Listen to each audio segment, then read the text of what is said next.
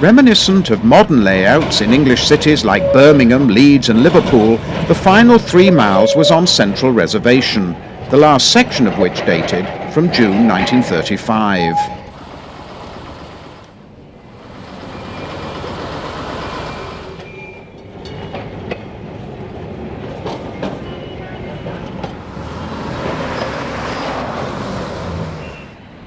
The decision to abandon the loss-making system seems to have been based on rising electricity costs, over-cheap fares, and the opening of the Ashok Leyland bus plant. Also, the company may well have opted to follow London's example by implementing a tram scrapping policy.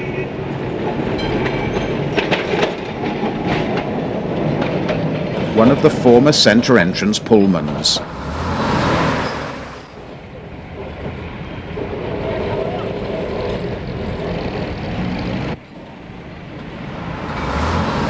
Another recently repainted Pullman.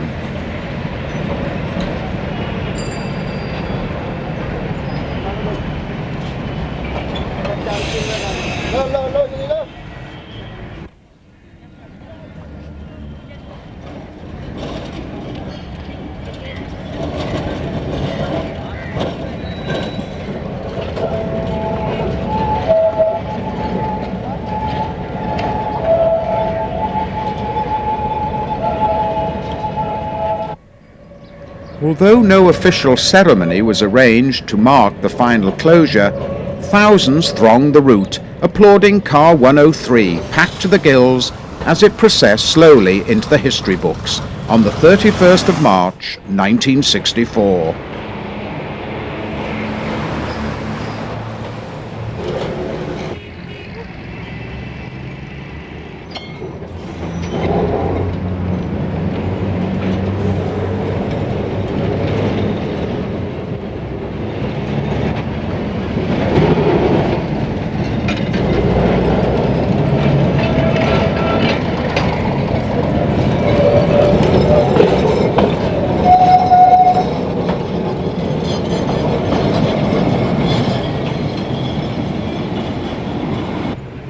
Following the closure, 45 sets of maximum traction trucks, controllers and motors were sold for further use in Calcutta. Although the Calcutta Tramways Company did remain British-owned for many years following independence, it was managed by the state of West Bengal after August 1967. Now the state-owned CTC operates India's last surviving tramway. The Calcutta story begins with a short-lived meter-gauge horse line opened in 1873.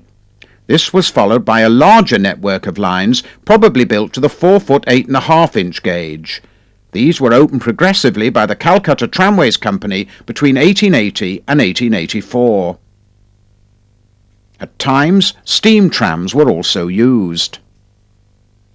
Electric trams first appeared in 1902, and for the next 30 years a variety of two-axle, first-class single-decker motor cars were built, together with matching second-class trailers.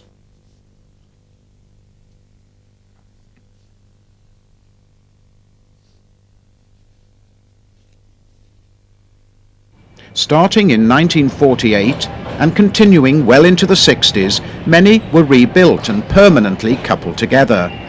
Known as streamlined trains or utility cars, M-Class numbers 1 to 179 were of special interest to visiting British enthusiasts, as some had trucks acquired from systems such as Leeds, Leicester, Oldham and Stockport. Eventually their collection of inherited motors would be replaced by imports from Hungary. These M's feature prominently in the following film sequences, taken between 1960 and 1978 by Messrs. Cunningham, Healy, Matthews, Santarelli and Todd.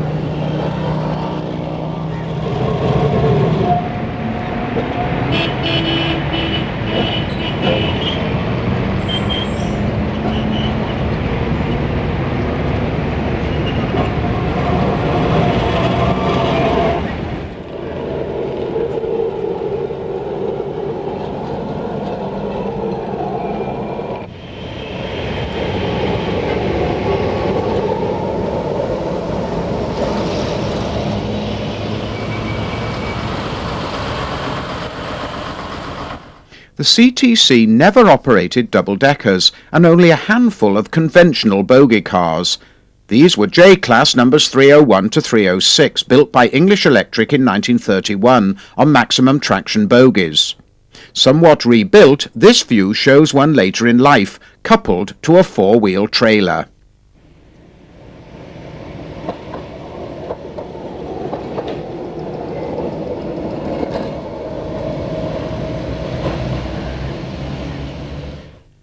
English Electric also provided the first three examples of the much more successful K-class. Like the J's, 307 to 309 were delivered in 1931. Referred to by the CTC as the articulated or English cars, a further 180 Ks, numbers 310 to 489, were built locally between 1932 and 1939. Conceived and first tested in England, each end has a powered maximum traction truck with an unpowered equal wheel truck under the articulation. All the truck's motors and controllers coming from English Electric. Like the J-Class, they were fitted with air brakes, as were all subsequent new cars.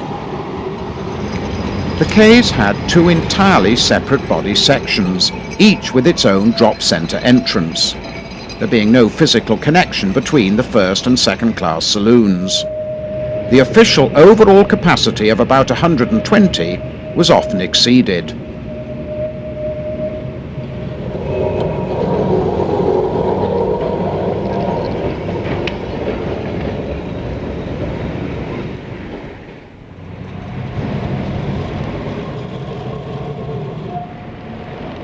During the early 60s, when these sequences were filmed, most Ks still looked relatively smart in their grey and cream, a colour scheme which had displaced the original chocolate and cream with delivery of the Js and Ks in 1931.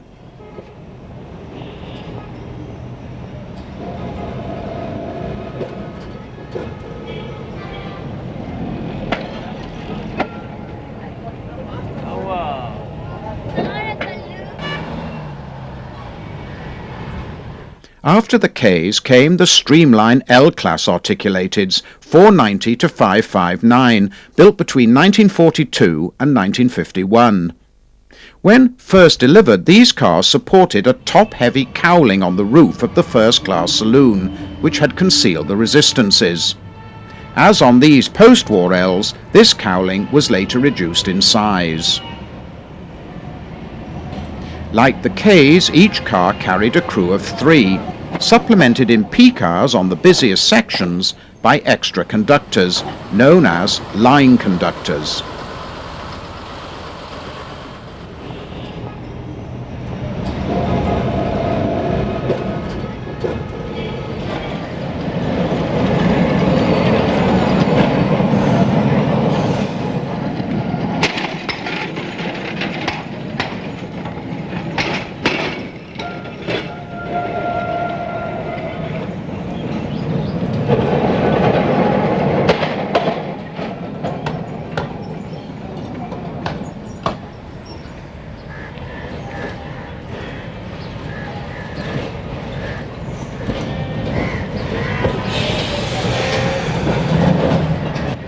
Although all their equipment was from English Electric, the Ls differed from the earlier Ks in riding on 3 equal wheel trucks.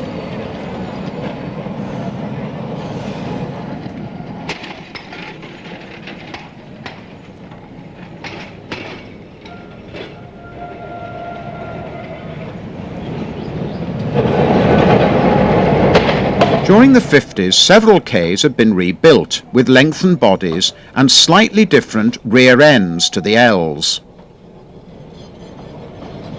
In this view, the rebuilt K is on the left.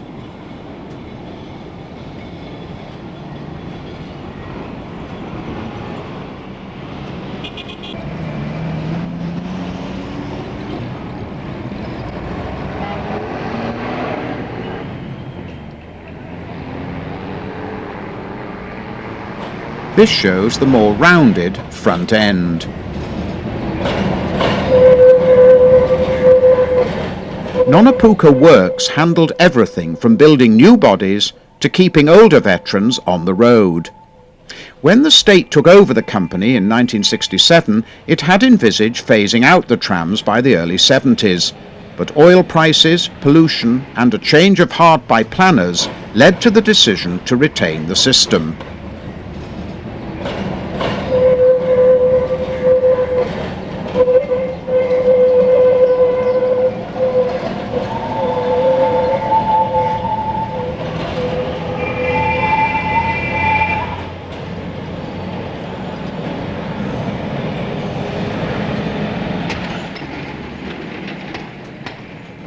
Using some of the second-hand equipment purchased from Bombay, 201 to 206 entered service in the mid-60s. These were experimental first-class PAYE cars. Several older vehicles were also adapted for PAYE and painted in this striking cream and blue livery.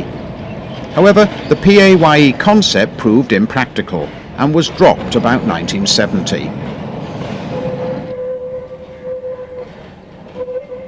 There was no doubt the trams played a major part in moving Calcutta's millions. For example, in 1959 there were some 26 services operating from 8 depots over the 42-mile system, and they carried a staggering 400 million passengers. Prior to the introduction of route numbers in 1958, coloured symbols and lights had been used.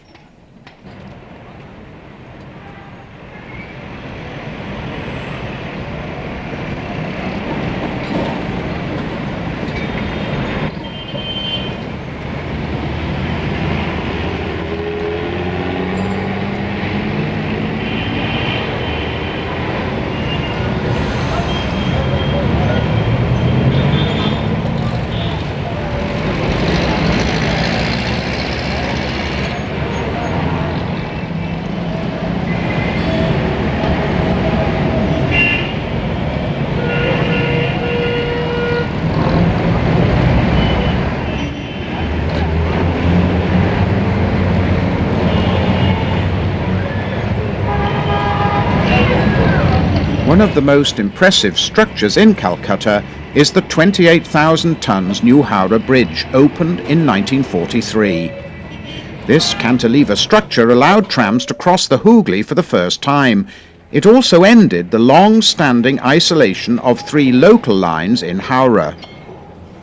Although photography of or in the vicinity of the bridge was strictly forbidden, these next sequences capture the bridge in all its glory, with the trams arriving and departing from their terminal loop outside Howrah Station.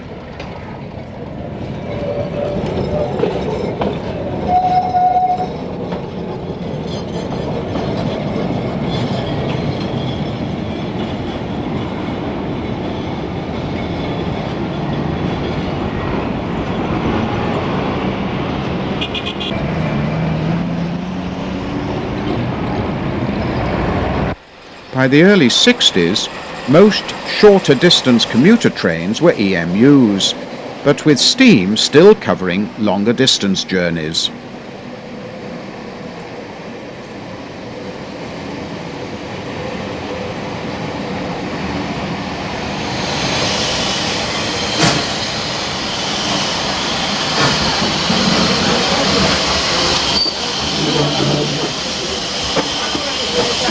Until their complete closure in 1971, the 2-foot gauge Martins Light Railway services terminated at Howrah Maiden Station, opened in 1948. Most of the tiny locos had been built to the same design by Hunslet between 1906 and 1955.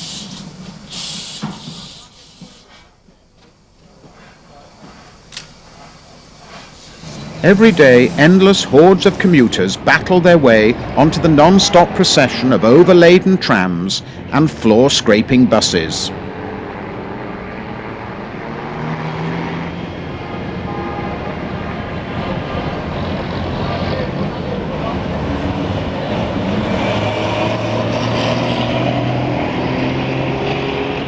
In the early 60s, most local bus operations had been nationalised, with passenger loadings exceeding 500 million per year.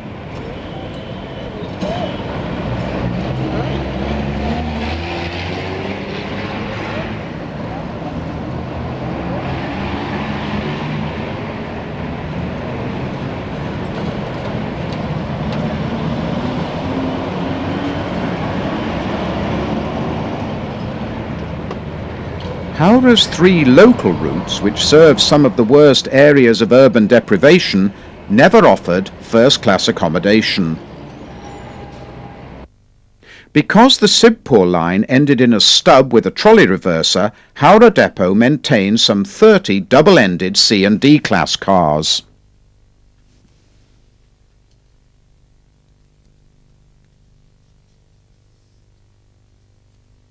Starting in 1960, a few were given new bodies. A rare view of E-Class 297 with a trailer in Howrah in 1961.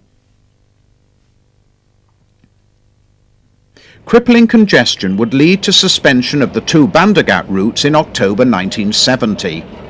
The 3 locals, 40, 41 and 42, had their own loop close to the station. A short distance from the loop, the Bandagat route swung away to the right, whilst the Sibpur cars turned left. Note inbound E-Class motorcar and trailer.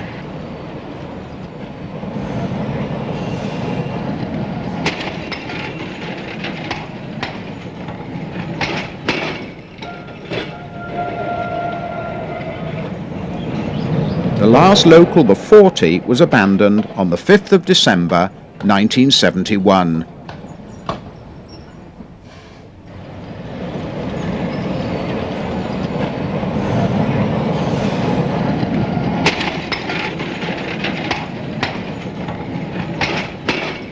The Sibpur cars crossed the long bridge spanning the approaches to Howrah station and the tracks serving the many riverside wharves.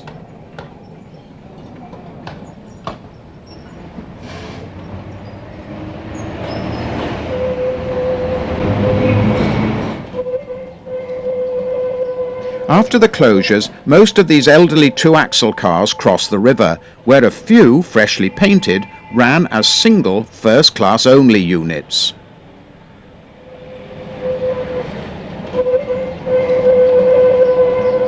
Then in the mid-70s, others were transformed into the final batch of streamlined trains, for which the company also built brand new trailers. Given the numbers between 180 and 192, some appeared in this somewhat garish livery.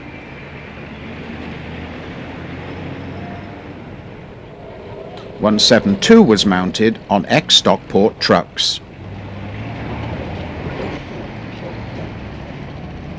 Bran Healy filmed the trams in 1978, immediately before the CTC received an injection of cash from the World Bank, which enabled them to embark on some long overdue modernisation. For example, many of the articulateds will be given new or totally refurbished bodies.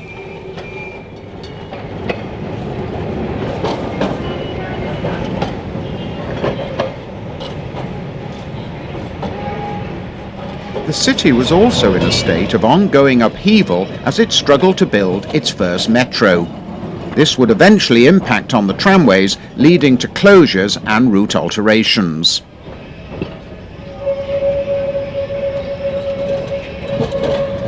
At its maximum, the large CTC fleet had been accommodated in 8 depots. Joining the fleet between 1974 and 1976 had been 27 company-built deluxe or Sundari articulateds, most of these riding on ex-Bombay maximum traction trucks. Later known as Class S, there were some differences. For example, the majority were first class only. Some also had twin as opposed to single headlights. However, all 27 had single-piece windscreens and roller-blind destinations. When Alan Morrison made his visit in November 1980, large areas of the city were in a state of upheaval due to metro construction.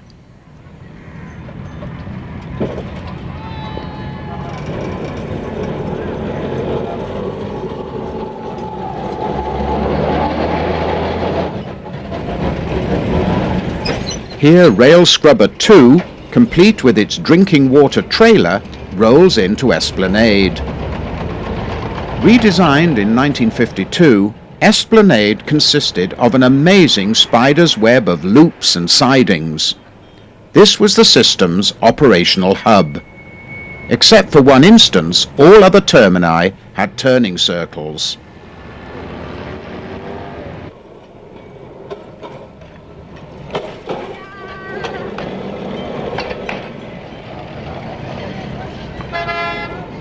Watching these action-packed sequences allows time for a few comments on the state-owned company's labour relations in the early 80s. The huge workforce of nearly 9,000 employees meant that for every tram there were nearly 32 men. Drivers and conductors received equal pay, with the latter also getting bonuses relating to the amount of fares collected. A driver received 4 months training, a conductor 3 weeks, but also had to demonstrate a grasp of the 3 major languages, Hindi, Bengali and English. The company also had a strong family tradition, as most men on retiring at 60 could nominate their own successor.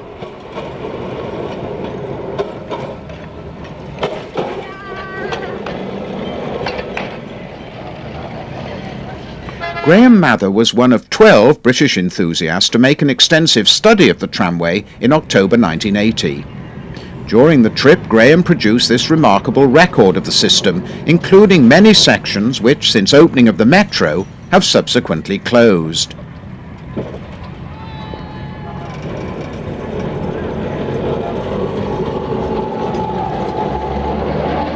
His coverage begins on the heavily used link from Howrah station across the Hooghly.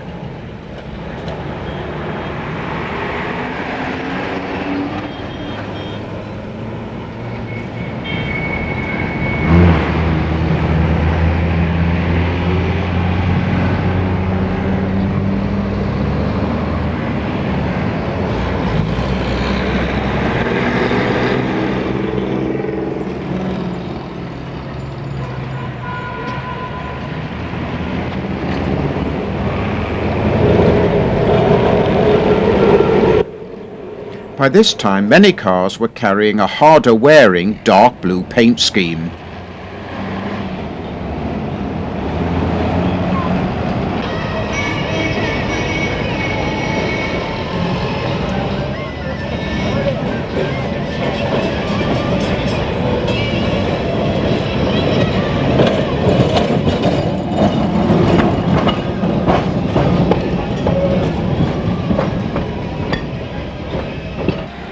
Turning from Strand Road into Hare Street.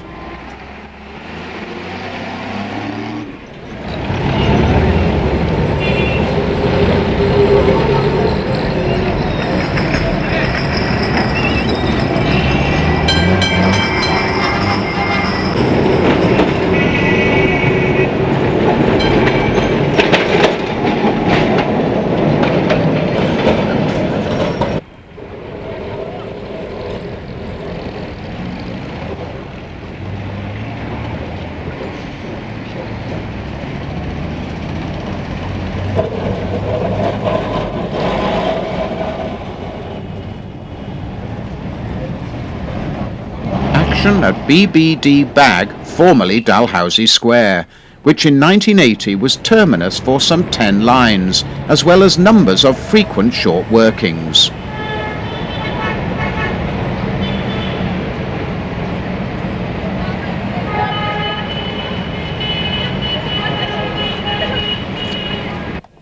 Looking far from beautiful, this battered Sundari means beautiful in Bengali, trundles in on the 25, with clear evidence that its roller blinds were no longer working.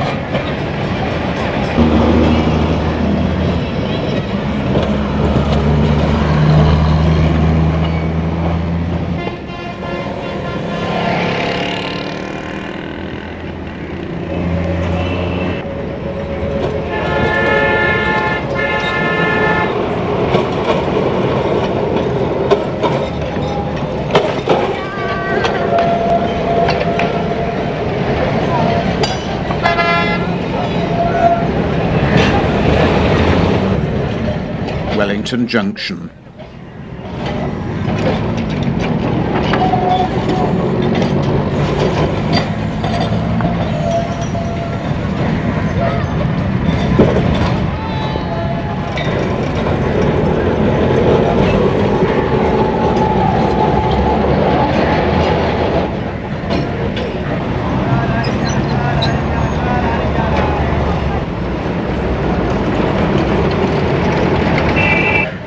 Mahatma Gandhi Road.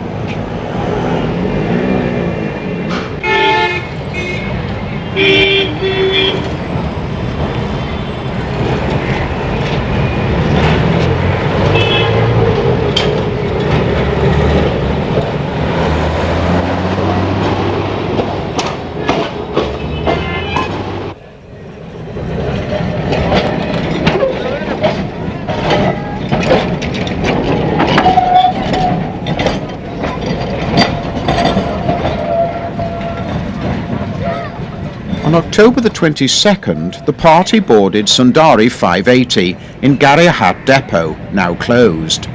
The wire netting screens had first appeared in the late 40s to protect drivers from periodic outbursts of protest.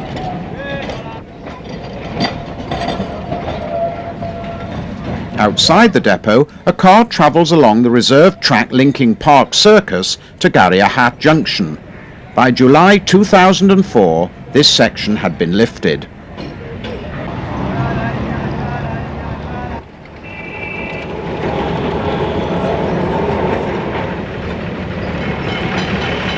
Time was allowed for filming on the reserved track along Rash Bihari Avenue. Crossing over the boat canal at Marjahat en route to Bihala.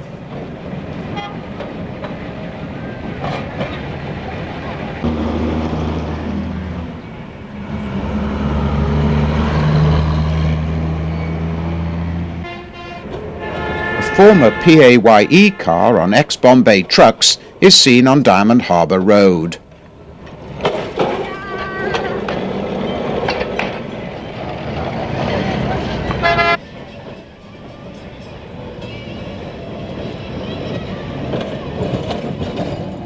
Bihala Terminus.